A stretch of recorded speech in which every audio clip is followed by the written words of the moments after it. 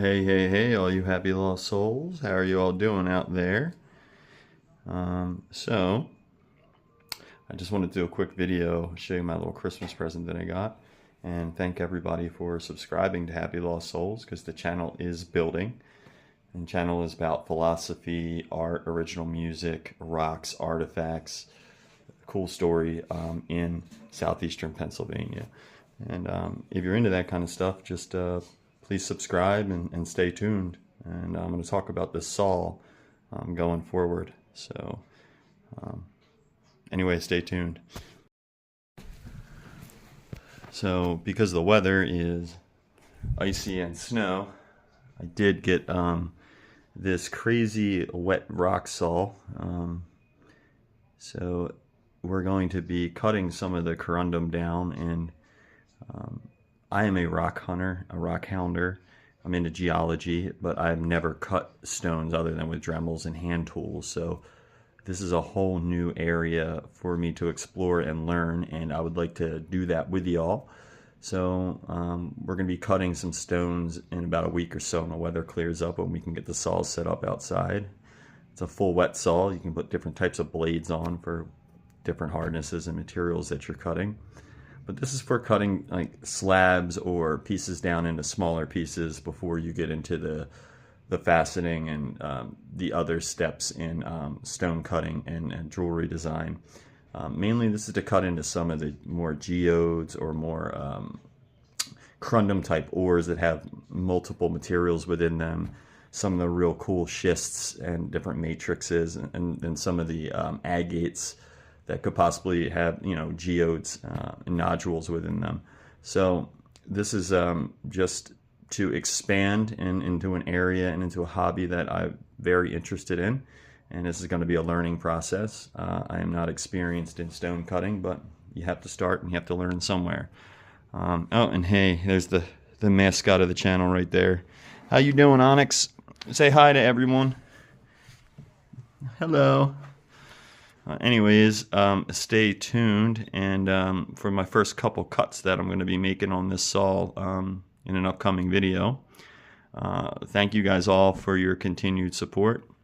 And again, the channel, if you're new to it, it covers a lot of different things, ancient mysteries and mysterious Stone Age groups that are really unaccountable or unaccounted for in the Americas, or thousands of years before that name was ever created or that person was ever born.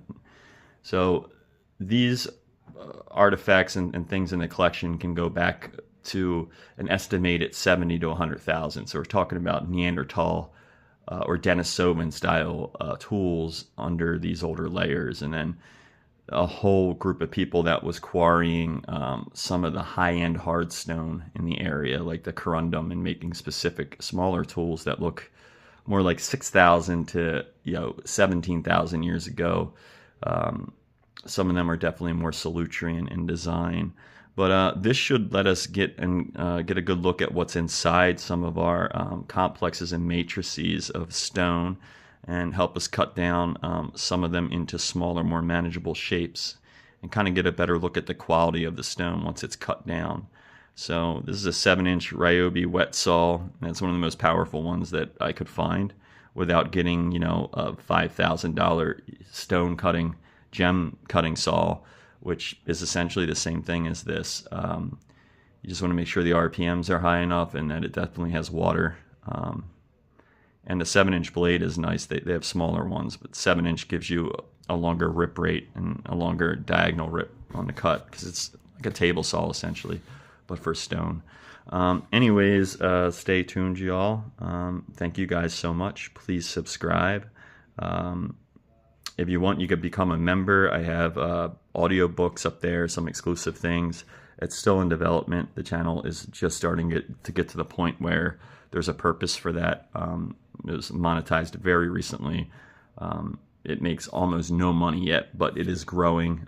And my ultimate goal is to take some of these profits from the channel and the support and put it back into our waterways to clean up our water, which is the whole planet needs to survive off of this, essentially this bank or vault of water that just constantly gets recycled through eternity.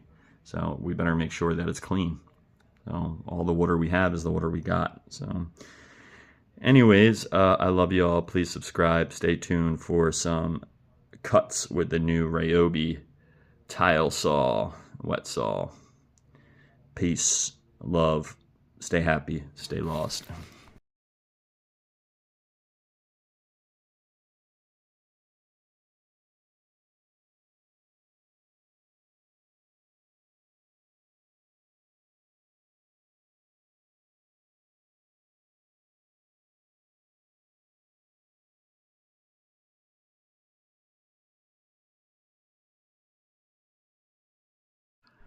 Hey, all you happy lost souls. This is a happy holiday shout out and happy new year.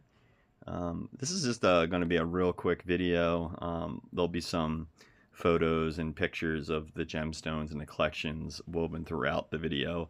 But this is a video entitled Santa Brought a Saw, because Santa brought a really, really nice rock cutting saw and dropped it off for happy lost souls on Christmas. So right now my area is covered in snow and it's absolutely frigid. So I can't get the saw working yet. I have to use this outside. It's a big wet saw. But this is going to be the next chapter, next exploration of the Happy Lost Souls channel. I got a real strong background in geology, archaeology, rock hounding. I can identify most minerals and rocks, unless they're extremely exotic or they're mixtures of multiple things, conglomerates and whatnot. But I don't know anything about faceting, stone cutting, other than the bit of hand polishing that I've done on some of my stones and a little bit of the Dremel work. Cutting corundum is extremely difficult. It's one of the hardest materials on earth. It's right under diamonds. So this saw with a good diamond blade will help me cut some of the bigger pieces down. I also have a lot of different types of schists, agates, different geodes, things like that I would love to get a better look at on the inside and cut some pieces down. So bear with me. This is a learning experience. I am an autodidact. I love teaching and learning, self-learning. So I have some samples that I actually went out recently in the field and grabbed. They are possibly very low-grade corundum, where they're just metamorphic complexes with corundum and sapphire running throughout them. Or they could be a lower grade material that is very similar to sapphire and corundum, and it's what we use on our to polish our nails. It's embry. You ever hear of an embry board? Well, very similar, and it forms alongside of corundum, and it's extremely hard as well. But I brought some of those. They're more slab-like, so I could get used to cutting on the saw before I get into some of the corundum samples that I'll be cutting down. This is just brand new to me. It's going to be a brand new hobby. I'm going to see how well and how good I can get. This is cutting out the middleman, because essentially if you have rough gemstones, you can either sell them rough, you can sell them rough and uncertified and take huge losses, but you can build your reputation up. So essentially you could sell something for 500 times less because it's not certified, but after you sell it, if it checks out a few times and your reputation builds up, then you can start raising your prices a bit. Or you can go through the process of taking your rough rocks and getting them certified by labs and authentication based companies that the IGA uses and different jewelers use. You have to send these out. You can only send very small samples out. It's also why I have the saw to cut some samples down. And it's very expensive. But once they're certified, you could sell something for 500 to 1,000 times more. So the big risk is selling something for way under its value, and you find out later down the road it's a couple $100,000 stone you just got rid of. Identifying what a rock is material wise is just the first step. You need somebody, an artisan or somebody that is extremely good at cutting and faceting, to tell you, hey, this is how many cuts we can get out of. These are the inclusions. These inclusions make it less valuable. These other inclusions can make it more valuable. and there's this whole network of people that are already in the jewelry trade. They kind of got it cornered. Certain nationalities, certain countries. New York is a huge area. There's just an inside group that has done this for centuries and millennia. So unless you have an in or a connection with some of these groups, if you're trying to sell to larger distributors, it's going to be very, very difficult. So really your option is take a huge loss, create your own website, sell your stuff, build up a positive reputation. Or go through the process up front, spending some money, certifying the stuff, sell it for way more, but takes longer to sell. Or you can cut out the middleman, and if you're really good at cutting stone and you learn how to do that, you can take all of your rough material and turn it into beautiful gemstones.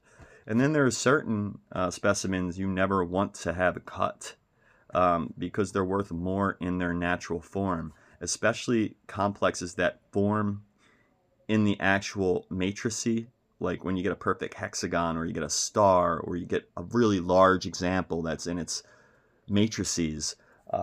These are more like museum grade specimens. They're worth more to collectors when they're in one piece. So the first step is, should I even cut the rock to begin with? And they're the things that I am not super positive on. I could tell you, hey, that's most likely a corundum, that's schist, that's metamorphic, that's sedimentary, that's igneous. I could tell you the types of rocks.